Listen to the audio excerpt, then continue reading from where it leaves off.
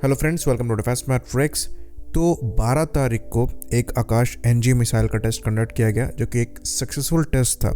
इस टेस्ट के अंतर्गत मिसाइल द्वारा एक ऐसे टारगेट को इंटरसेप्ट किया गया जो कि लो फ्लाइंग कर रहा था और काफ़ी फास्ट फ्लाई कर रहा था, जो कि यूजली एनिमी एयर डिफेंस से बचने के लिए किया जाता है और इन टारगेट्स को इंटरसेप्ट कर पाना काफ़ी मुश्किल होता है। इस मिसाइल सिस्टम ने सक्सेसफुल इंटरसेप्शन यहाँ पर किया। मोस्ट लाइकली ये इंडियन एयरफोर्स वर्जन का टेस्ट था और ये टेस्ट आकाश एनजी की लो फ्लाइंग टारगेट्स को इंटरसेप्ट करने की कैपेबिलिटी को प्रूव करता है।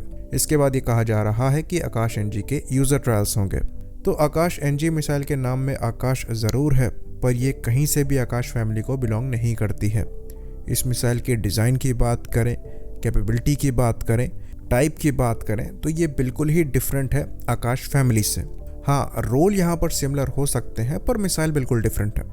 तो आकाश एनजी मिसाइल जो है ये सॉलिड फ्यूल को यूज़ करती है और dual pulse solid rocket motor यहाँ पर इस्तेमाल किया गया है। वहीं पर अगर आप आकाश मिसाइल की बात करेंगे, जिसमें आकाश 1S और आकाश प्राइम आती हैं, तो वहाँ पर सॉलिड बूस्टर को तो यूज़ किया ही जाता है सॉलिड फ्यूल के साथ, लेकिन रैमजेट सस्टेनर मोटर इस्तेमाल करी जाती है, जो कि उस मिसाइल को अपने पूरे पाथ में स्पीड मेंटेन करने में मदद करती है। लेकिन रैमजेट सस्टेनर मोटर का इस्तेमाल करने की वजह से वहाँ पर वज़न काफ़ी ज़्यादा है, जिसमें एक मिसाइल का वज़न ऑलमोस्ट 720 किलोग्राम का है। वहीं पर अगर आप आकाश एनजी की बात करेंगे तो यहाँ पर ड्यूल पल्स मोटर को इस्तेमाल किया जाता है, जो कि अगेन यहाँ पर स्पीड को सस्टेन कराने में तो हेल्प करेगी, साथ ही साथ वज़न और साइज कंपेरेटिवली यहाँ पर आकाश के कंपैरिजन में कम रहेगा। साथ ही साथ आकाश एनजी में KU बैंड का खुद का एक्टिव सीकर है और जो मेन टारगेटिंग रेडार है ये एक active electronically scanned array radar है, जिसका टारगेट एक्विजिशन भी आकाश 1 के कंपैरिजन में ज़्यादा बेटर होगा। टारगेट इंगेजिंग क्षमता ज़्यादा बेटर होगी। साथ ही साथ ये रेडार जैमिंग एनवायरनमेंट में भी ज़्यादा बेटर परफॉर्मेंस दे पाएगा। तो आकाश एनजी हर मामले में ज़्यादा capable surface to air missile होगी आकाश के कंपैरिजन में। इवन जो रेट ऑफ फायर है ये भी यहाँ पर आपको ज़्यादा बेहतर मिलेगा। यहाँ तक कि जो डेटोनेशन मैकेनिज्म यहाँ पर यूज़ किया गया है ये ऑप्टिकल प्रॉक्सिमिटी फ्यूज है, यानी कि ये जैम प्रूफ है। तो ये सिस्टम 20 से 70 डिग्री एलिवेशन पर काम करता है और 360 डिग्री की कवरेज प्रोवाइड कराता है टारगेट ट्रैकिंग से लेकर इंटरसेप्शन तक। बाकी यहाँ पर डिज़ाइन इसको इस तरीके से किया गया है कि जो रीलोडिंग है ये भी बहुत फास्ट है। करीबन 10 मिनट के अंदर अंदर 2 कैनिस्टर मिसाइल्स जो हैं ये रीलोड करी जा सकती हैं।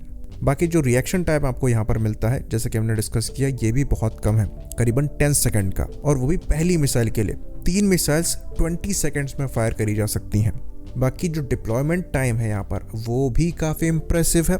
करीबन 20 मिनट के अंदर अंदर आप इसको ट्रांसपोर्टेशन मोड से रेडी टू फायर स्टेट में कन्वर्ट कर सकते हैं।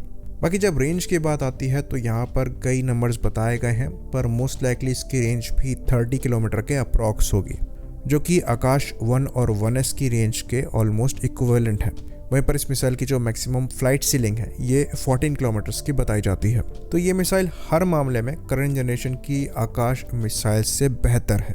इवन इसका मेंटेनेंस भी कंपैरेटिवली कम ही रहने वाला है। तो अब सवाल यहाँ पर ये उठता है कि क्या ये पुरानी आकाश मिसाइल एयर डिफेंस सिस्टम्स को रिप्लेस करेंगी, जैसा कि इसको सक्सेसर कहा जा रहा है।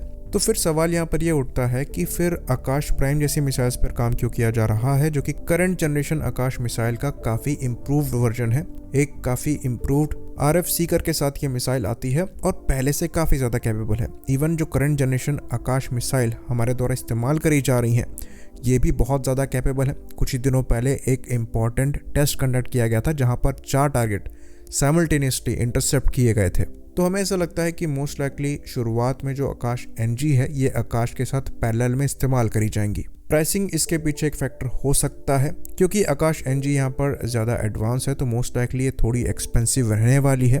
तो ये देखना बाकी होगा कि जब ये मिसाइल ऑर्डर करी जाती हैं तो हमारी आर्म फोर्सेस कितना इनके लिए पे करती हैं।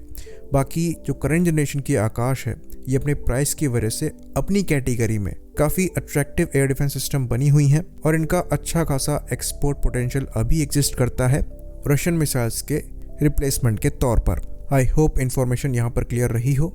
इसी बात पर इस वीडियो को भी हम ख़त्म करेंगे। लाइक करिए, सब्सक्राइब करिए। जय हिंद।